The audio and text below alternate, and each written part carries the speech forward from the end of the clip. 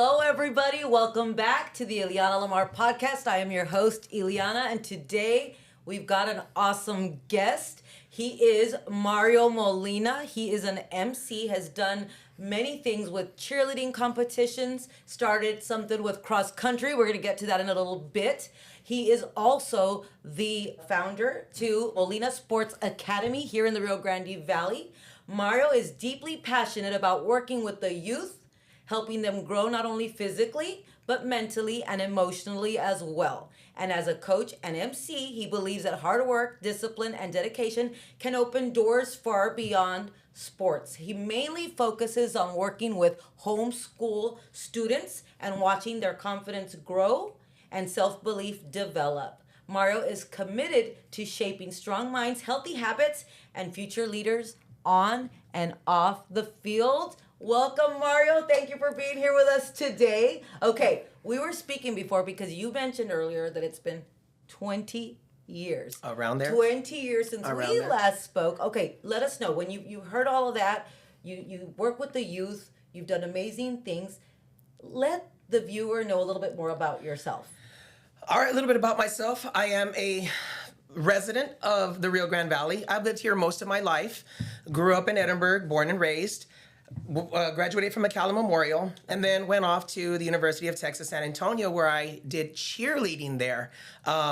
Through middle school, high school, elementary, I played a lot of sports. Everything from football, basketball, soccer, volleyball, cheerleading, ballet. I've done it all when it comes to sports. I've been in the theater. I just like to be out there and express myself as well as I can. That's awesome that you say that. And I have questions for you. And as you know, and I let you know in the beginning, I tell everybody we go over the 5 pillars of life, which is the LAMAR FIVE, which is emotional, mental, physical, spiritual, and financial. But you were mentioning things that you've done everything, all kinds of sports. You did everything from, cheerleading to ballet. That's right. All basketball, you did all these other things. Number one, how did you get into all of that, and how did you balance that? Because that is amazing. It's, and not common, at least back then. I agree. How did you do? How did you get into that? I'm not gonna lie, you saying that right now is just giving me chills thinking about it, because it really comes down to just the want and passion and desire to want to have fun. It just comes down to having fun. I would see all my friends playing and being competitive as I am. I always wanted to be the best at everything. Say, I could do this, I can do that. Oh, you can play that? I'm the son of a coach's kid. My mom was a coach at North Junior High for many, many years. As soon as I came out of the womb, I'm learning volleyball was the first sport that I learned. I learned hurdles at about 3 or 4 years old. Played soccer growing up. Sometimes she wasn't able to take me, and she had help with her other coaches that would help her. So they would drop me off, but I was just fortunate to play as many sports as I could. Do baseball camps in the summer. I danced with Deborah Case for about 10 years doing the Nutcracker in ballet. Wow. Basketball camps growing up. We would have track workouts in the morning in summer. Right. From about 7 in the morning to about 8:30 at Pan Am. Mm-hmm. Then we would go lift weights with a trainer that I had for another 3 hours at Edinburgh North High School. Then after that, we'd go to summer rec. Yeah. After that, have about a lunch break. Then we'd go to summer track practice at 3 o'clock, 4 o'clock. After that, then we go to either baseball, All-Stars baseball, or basketball league. Right. But it wasn't work for me. It was fun. It was enjoyment. Mom, please, can I go? I just had to get there to play. Like expend the energy. Oh, yeah. You say all that, and it's so funny because you're talking about yourself, and I can relate so much because my parents were the same way in the sports, in the this and the that. And then, so hearing you say that, it's like, okay, it was that competitive edge. And it's beautiful to see that you have brought that, what your mom started off with, to helping our future kids. Can you mention something that has been one of maybe your most rewarding moments with teaching? Because you were obviously very, very competitive and recognized with your abilities and your talents. Absolutely. Can you let me know more or less something that has stood out? I mean, I'm sure there's plenty. There's many. Let me start with one of them. And it was when we met many years ago. Again, just being able to coach and compete through cheerleading. But my most memorable one is one that I speak with a lot on former cheerleaders here in the Rio Grande Valley. My group at South Junior High in Edinburgh, 1993, 94, we were the first national champions in the Rio Grande Valley. We beat the 9-time defending champions, Carl Albert. That next year, they won it again. That just got me to fall in love with the sport of cheerleading, the competitive side of it, the grind, the work that it took. Yeah. That is the one that stands out the most. That's a big deal and I am so glad that you said something like that. When we started, and we started in 2002, so that was a whole 8 years later when we started, and then you joined us. We were winning championship titles. We were doing things that a lot of people were not doing at that time. So we were breaking barriers. Again, that's something to be very proud of. And do you see, now that you're still coaching sports and still helping the youth, what is the similarity? Do you see it as competitive? Do you see it more difficult to relate to the youth? How do you feel at this point in time? Right now that I MC Okay. cheerleading competitions, and I do see the desire for these young athletes. I see them want to compete. I've stopped by some of these gyms when they practice, and I see the grind that they go through. They are constantly working hard. And again, every individual has their own motivation, their own drive to be successful and succeed. But I see it with the coaches too. They really focus on pushing their athletes to be the best. And I see these athletes really gravitating towards that. They want to be the best. And I enjoy it. It brings a smile to my face to see like, oh, I can't do that anymore. Right. Again, time has played that role. But I love seeing them, and it just makes me feel, oh, I wish I could still do that. But I enjoy watching them be successful and have that competitive spirit about them. And sometimes, again, we're helping them build confidence and stuff. And what I've seen, because it has been decades in doing all of this and coaching youth sports, and you see many coaches doing that as well. As far as the building confidence, what do you see them doing as far as like taking that confidence, what they're learning from you, and taking it into life? Absolutely. So what I mainly focus on, I've stepped away from the cheerleading realm when it comes to my coaching. Now I focus on, I guess, some other sports that I was able to participate growing up, from flag football, volleyball, soccer, basketball. And when I work with my homeschool students, a lot of my students that I work with right now don't have the confidence in themselves at the moment when they first start the sport. So I see a lot of uncertainty in their own ability to be better than what they think they are at the moment. So what I do is I really like to encourage them, give them that positive feel that you can do anything. It just takes the mindset to say, I can get over that hurdle. I can be better than I was yesterday. And a lot of the times I like to let them know, you're not really competing against anybody else. You're competing against yourself to just be better than you were yesterday. Right. The grind is so much fun. You focus on homeschool, which is also, is that common? Because I hadn't heard much about that. Through the journey, I just recently started that about 3 months ago, up in September, I'm talking about August. like other places, because the fact that you're working with homeschool is something that I feel is important. That is something that is powerful, because when you think homeschool, you think they're at home, they are not doing anything else, they're not interacting, they're not socializing, so them doing that, would you tell parents that are thinking of homeschool, that side is still important? There are other programs up in San Antonio, up in Houston, and there's other leagues where they compete. Wow. So that's where the light bulb came on. Well, and I said, well, hey, the Rio Grande Valley, we have a good number of homeschool students here that maybe we can go in that direction. We're a young program, my program right now. but we have grown in about 3 months, and I'm seeing the numbers. I'm seeing, again, the success from the students. Yeah. And I think we can get there. It will take a little bit of time, like most things do. Right.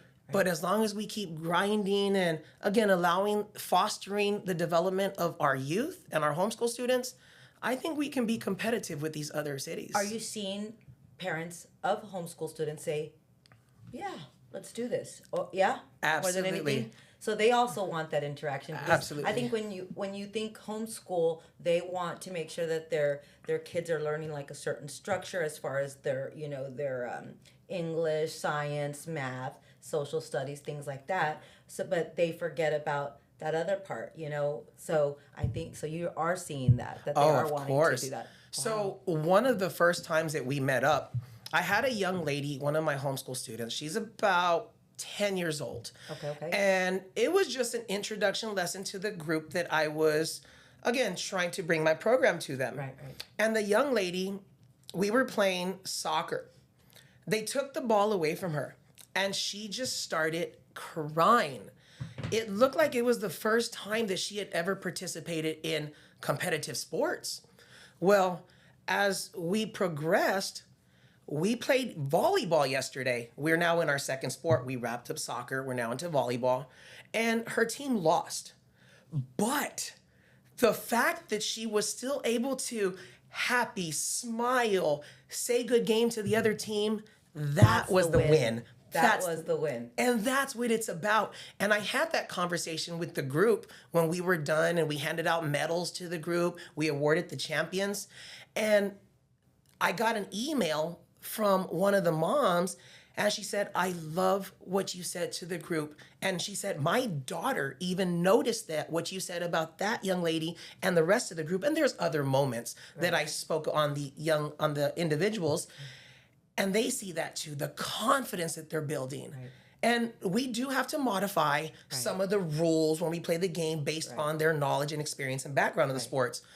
But as we continue to grow, we're going to start getting into it. But right now, we're laying the foundation down. I love it. So we've gone over a little bit of emotional. That's kind of covered a little bit of mental, but we're going to go stronger to emotion. I love that this is even happening, that these people are getting involved, because that's a big step again. Yeah. So now we talked about that. Now let's talk about the mental toughness, the discipline. How do you help them develop now that they're doing this? It's new. It's all of a sudden to develop that strong mindset, because in order to compete, yes, they're new to it. How do you help with the development of building a stronger mindset? I love that you said that. Well, I'm wearing the shirt right now, the running club.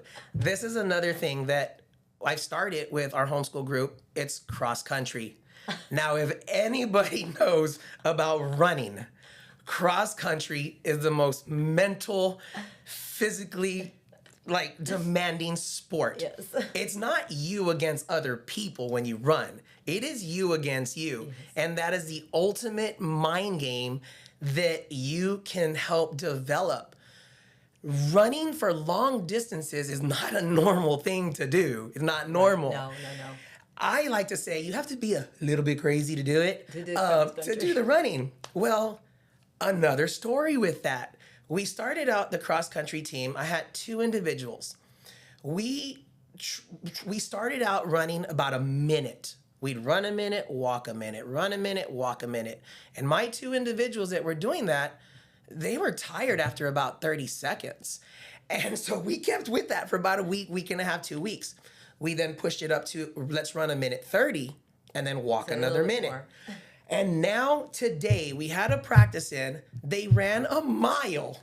I'm now 7 strong in my group. There you go. We ran a mile and most of them did not stop. There we go. They are understanding the mental grind, the push through. When your body is saying, stop. No, you tell yourself, I'm going to keep going. I can do it. Nothing is going to stop me until I cross that line. And we have our first cross-country meet this Saturday. So I am looking forward to these youngins push through and now see the fruits of their hard work when they go compete. Again, not against anyone else, but against themselves. Yeah, I love that. Wow, that's so awesome. Well, good luck. Yeah, Good luck. thank you. And I'm emceeing that event too, so it's going to be a blessing too. A little bit Definitely. of everything. Look Absolutely. at you, always busy. Absolutely. Okay, we talk about that. What separates, do you think, in that mental toughness? What separates those that go and keep going, cross that finish line, and those, especially through your career, not only with this one team, those that keep going and those that give up? What do you see? What separates those two? It's tough. That's a hard question, because a lot of the athletes that I've seen, not only in my homeschool group, but throughout the coaching, most of them want to do it. The ones that I see that do drop out, though, they never wanted to do it in the first place. And sometimes parents are pushing them, which again is not a bad thing. They want as parents, we want our children to be successful. Every parent out there, you want your children to be successful. Yes. And that's a good thing. And we want them to experience, like I just say, the buffet. Right. Try a little bit of everything. Yeah. Well, they do try it, but sometimes it's hard for them to embrace the grind. Right. And some people do stay with it, this is a hard subject for me to really talk to, because I don't see a lot of the ones that quit. I see a lot of the ones that have the success stories. So I'm trying to dig back in my chest of stories, but I don't see many of those. Sometimes they do have other obligations, where, for my homeschool group particularly, they have certain things they have to meet, or it just doesn't fit their time. Right. But I haven't seen many that quit, so that's a challenging question for me. It really is. That's a testament to you, because that probably means that you're helping them not only do their best, but having fun in the process. We enjoy it. Right? We enjoy it. And it comes down to, there's many great coaches out there. Many great coaches. I've had many. I believe in that. I truly believe that one of the things I've been blessed with by God has been the ability to communicate and connect with our athletes to get them to see that you can do it. I've been blessed to create connections immediately. Right. And once you can create a connection, these athletes, students, they're willing to go to the end of the earth for you when you ask them to do something. And that's what I focus on first, building a connection before we start building the athlete. It's about caring about people. Of course. You got the emotional, you got the mental. It's really caring about people. Those are the ones that connect, because some people do it and I just want my kid to succeed and that's it, or I just, this or whatever, and I just want the first place trophy. Who cares, who gets what and what parent, this and that. So that's awesome. Again, the emotional and mental. Okay, so let's put a situation. You have somebody that is having self-doubt, that is struggling, that is getting frustrated. How do you help them shift that? Is it something that's, long going, or is it something that can be, easily fixed? That mindset, that whole positive mindset. Well, it can depend on the age of the athlete. This morning I had a 5-year-old. Okay. One of our youngest ones, 5 years old. We did our mile today. And I stayed with her. I was running, trailing, and it's constant motivation. You can do it. Don't give up. We're almost there. Every step you take is closer to the finish line. And it is just a constant motivation of, you can do it. Like Dory, just keep swimming, just keep swimming, just keep swimming. You're so animated. I'm sure they all enjoy themselves. I'm like wanting to go and run right now. Come on, it'll be fun. Join us. I'm saying it. I don't know. But again, there's always a battle. It's always a battle. Everybody needs a coach. I need a coach to get motivated. Everyone needs somebody to say, you can do it. And it's what I try to do is be there in their head when I'm not there. Right. So they're constantly replaying what I'm saying. And what I'm telling you, is based on how I was raised by my mom, a coach who, one of the things that she always said was, don't ever give up, don't ever quit. And a story on that involves running was, my mom, again, was a coach. She passed away about 15 years ago. And when she passed away, she was going through cancer. She lost her battle. She lost the fight. Well, knowing that she would always tell us, don't give up, don't quit, I decided to sign up for the Edinburgh 10K run. A 6-mile run. Now, mind you, I hadn't trained. I hadn't run in about a year. I was overweight, and I said, you know what? I'm going to sign up for this run. If my mom went through the treatments and everything that she went through, and she battled, she fought, she never gave up, I told myself, I'm going to do that 10K. Well, I did the 10K. At about mile 3, I was just physically done. My body was cramping up. I had nothing left in the tank, but I managed to get through because I kept hearing her voice. Oh. Don't give up. Don't quit. When I finished that 6 miles, the 3 left that I had, I was so happy, proud, and pleased that not only did I make myself feel I did it, but I again, for my mom, I crossed that finish line. And that's what I want to be for all those that I help. I want to be there in their head, letting them know you can do this through the tough times, and everyone goes through tough times. Keep fighting through it. Don't give up. Have that positivity, that knowing I can get through this, because everything comes to an end in this world, and so does that pain. Yeah, that talks a lot about mental toughness for you to be there in the 3-mile mark, and may your mom rest in peace. We've heard great, amazing stories. She was an amazing coach. She was an amazing. To what you're still going, and I say this a lot. You don't realize how many people you're influencing, because she not only coached you and all those people are now going to those people are now going to those people. So it's so important to do what you can while you're here and express your gifts, express your talents, what God gave you, like go and share it. So that's a testament to all these people are doing that. It's a testament to her. So mental toughness, positive mindset, I love hearing that. We're going to shift it a little bit. We're going to go into the physical pillar. Let's do it. We're going to go into the physical pillar. How do you help them now? You talked about the mindset. What are they able to do like at that age? Because I know when we were doing it and we had the competition squads and everything, I mean, these kids were boom, boom, boom. I mean, I give credit to you that my daughter, I mean, I had the cheer dance school, but you went in there and she was 5 years old and she learned how a back to handspring. flip. She did. I remember that. And anybody that knew my daughter, she was just like, oh. Maya, when she was younger, she was like, if she didn't want to do anything, she didn't want to do anything. And she was so happy. So how do you transfer that mental to the physical? What is it that they're able to do? Mm-hmm. How do you decide, okay, this, or is it just, again, back to knowing people? A little bit of both. Okay. You have to really know your audience, mm-hmm. as we sort of say, know who you're working with. And with my homeschool group, I do, depending on the sport that we're playing, I'll either bring us in together to play the sport together, learn the skills, or I'll separate us based on ability. Mm-hmm. So now I'm able to focus on their current level and allow them to grow at their pace that they're currently at. When it comes to the physical, yes, we have to tweak out some of the skills that we're working on. And like I said, with volleyball, we did have to tweak out the rules of the game. Still the same concept, 3 touches, the ball hits the ground. However, since the way we do the homeschool program, each sport is 2 months. The first month is learning skills, training, and learning the concept of the game.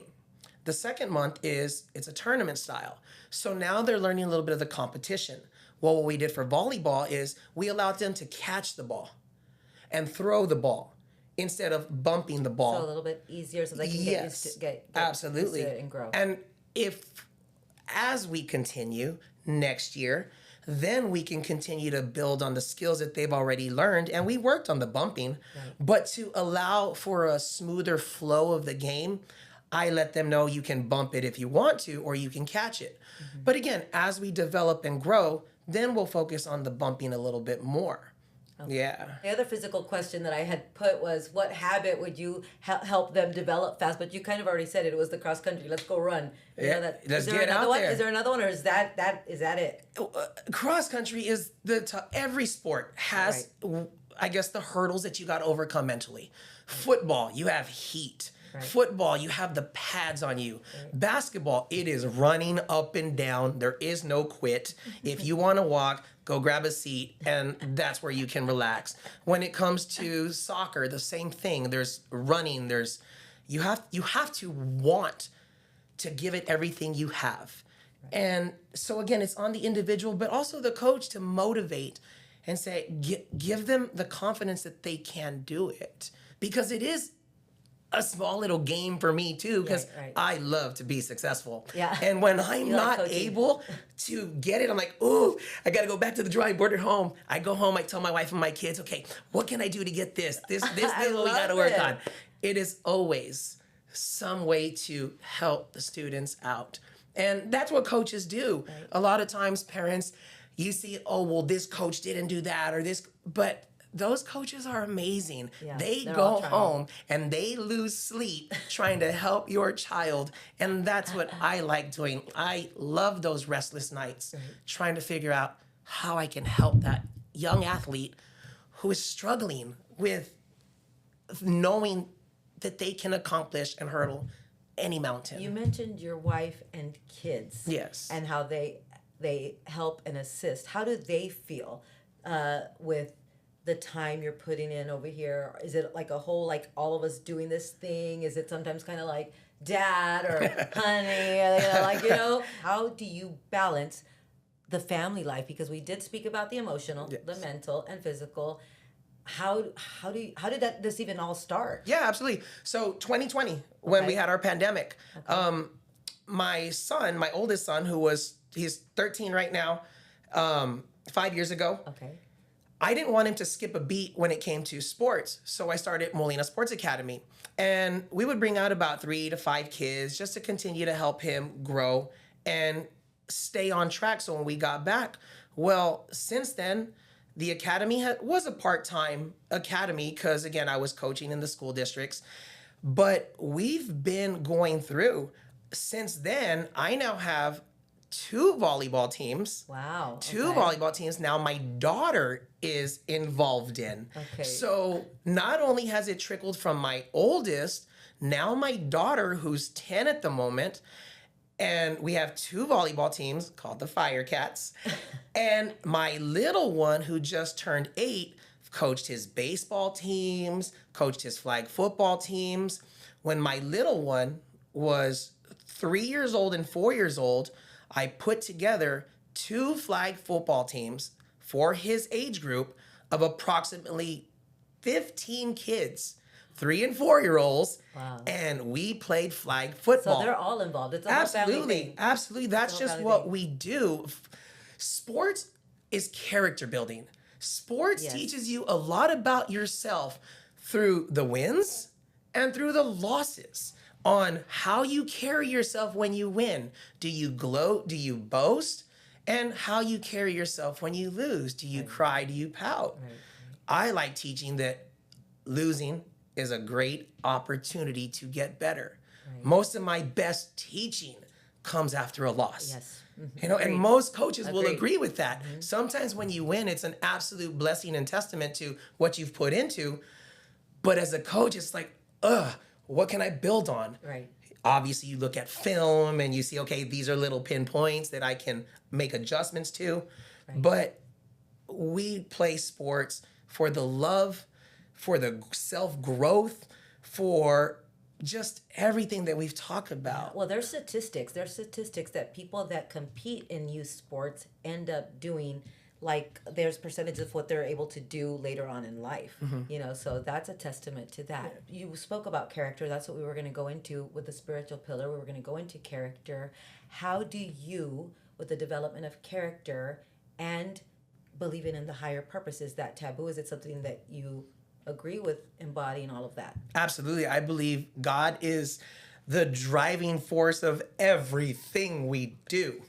From He's been a part of my life in every step, where there's been moments in my life where I felt I've gotten better at trusting in the spirit and the power of God. When I first left teaching 6 years ago, I had put in my letter with the Edinburgh School District. I was going to do my business full time, and I didn't know what I was going to do. Everyone say, oh, God will take care of it. God has a plan. And it was tough for me to, we don't know the plan, but it was tough for me to take that leap of faith. I left the school district. 2 days later, I got a call from Covenant Christian Academy. And the perfect place to get a call from God. Covenant Christian Academy. There you go. If you that wanted a sign, was the that was a sign. And when they called me and said, hey, would you be interested in becoming our athletic director here at Covenant Christian Academy? Most people would say yes. It took me 2 months right before school started before I said yes. And a lot of what was challenging for me was, do I want to go back into teaching? Or do I want to do my business? But after thinking and processing, you're getting a call from God. That was You're getting major. 2 days later. Why would you steer away from that calling? So I went to Covenant Christian Academy, and it was the best decision of my life doing that. Not only did I get closer to God, I got closer to my children as they were going to school there. I got to see them during lunch, during PE, during passing periods. I took them to school. I would take them home from school. It was the best decision of my life. And not only that, I learned how to be a coordinator. I learned how to bring all these different teams together, how to run a program, how to learn more about myself with working with people, with trying to, again, manage everything. I learned that sometimes I got to take a step back. And it was such a humbling experience, but God had his plan. And then when I left Covenant Christian Academy, again, I was still a little nervous, but I remembered and I knew that God had my back. And he said, it's okay. When I left, the homeschool group, the homeschool league started. He put that thought into my head, and we're running with it. Now I'm able to work with students that might not have or have had that opportunity to play sports, to discover themselves. And I'm able to, again, guide them physically, mentally, spiritually in all those aspects. I think it's great. I think I'm a strong believer in the plan of God and him putting us where we need to be to use our talents. And I think that when you get a desire in your heart, you know, it's there for a purpose, but sometimes it is hard to surrender. It is hard to, you know, keep going and have faith. And that's a testament. I mean, 2 days later to get a sign like that, that's pretty cool and pretty direct. It is getting easier. It is getting easier to trust the process and trust that God has a plan. Yep. It was tough at first, but I'm starting to surrender. Right. I really am. I'm starting to surrender and turn it over to God. Now, these kids are all getting involved. They're doing this, you're doing that. What would you say to parents wanting to go into youth sports? Like, what would you tell them that they're kind of like, maybe they're busy, they're doing other things, what would you tell them to maybe give them a message to get involved with youth sports? Absolutely. So a lot of individuals that are already involved in sports, the parents are there. But if you have an individual, if you have a son, a daughter who is not too comfortable with sports yet, give it a try. Like I said, there's many great coaches out there that can help. What I've been blessed to be able to do is play many sports. So, like I said, if you bring them out to Molina Sports Academy, can help guide them and give them a taste of the sport that they're thinking about, you know. And some of the students will not have success right away. But some of them you'll see are just, they catch on quick. quick. But don't be scared to try something new. Don't be scared to fail. Come out, come play. Let me help your son out. Let me help your daughter out. Let me help give them that inspiration to guide them to see that they can accomplish and overcome any obstacle, any hurdle. You can do it. All you got to do is just keep putting one foot in front of the other, keep going, don't quit, and you can attain success. You can. And success is different from every person. For everybody. Right, Success everybody. is not necessarily, I got the trophy. Yeah. Success can be, I survived. Success can be, hey, I made a basket. Or if you don't make the basket, I hit the net this time. Right. Or I hit the rim this time. Something.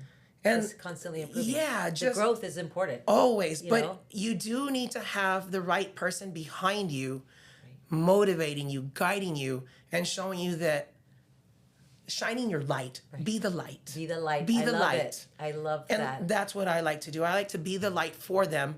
I see that. There's your path. There you go. Take it. What's next up for Molina Sports Academy, like as far as goals, and where can they find you to, maybe follow you on your socials or whatever? The big picture, what's for Molina Sports Academy? I want to do some tournaments. I want to do some volleyball tournaments.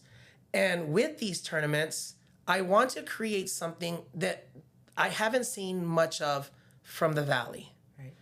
And do I spill the beans now? Do you want to hear the beans, or should we? I would love to hear it, but as long as you've got people that help you and don't take the idea. So then we're going to pause on that. If you want to help out yes. Molina Sports Academy, please, you want to jump in on this with I me. want to. There is a big opportunity, and I will share a bit of it. It is for a co-ed opportunity. Yeah. Co-ed.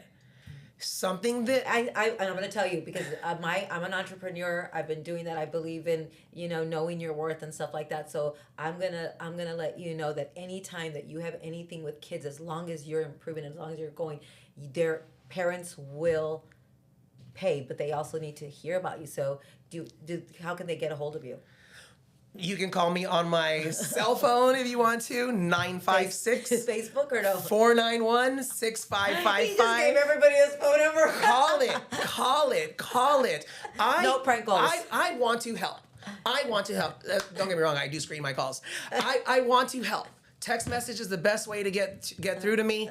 You can visit me, again, on my website, molinasportsacademy.com, Facebook, Molina Sports Academy, Instagram, Molina Sports Academy.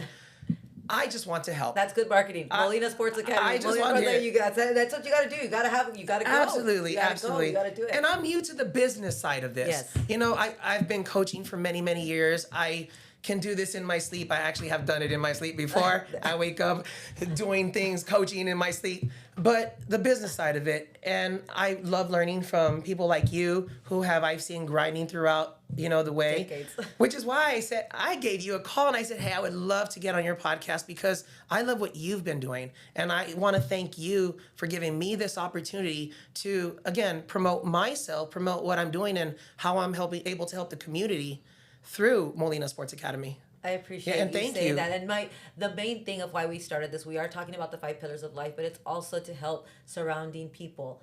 Everyone,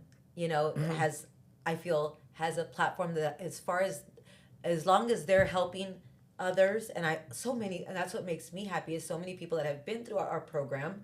When we had our cheer and dance. Go Stallions. Yes, go Stallions, They're course. doing amazing things. So, of course, definite yes having you here. So, thank you very much for joining us. All right, well, that was our show for today. Thank you again to Mario Molina. And as always, remember to spread the love.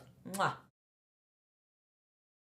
Today's episode is sponsored by I Am Luxury, the mother-daughter boutique bringing you authentic designer handbags, wallets, and accessories without those high luxury price tags.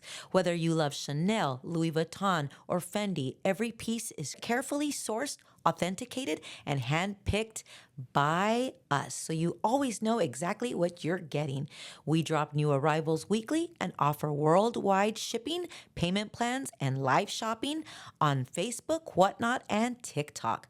Treat yourself to real beautiful luxury. Visit IamLuxury.com and join our email list for first dibs and exclusive deals. That's IamLuxury.com.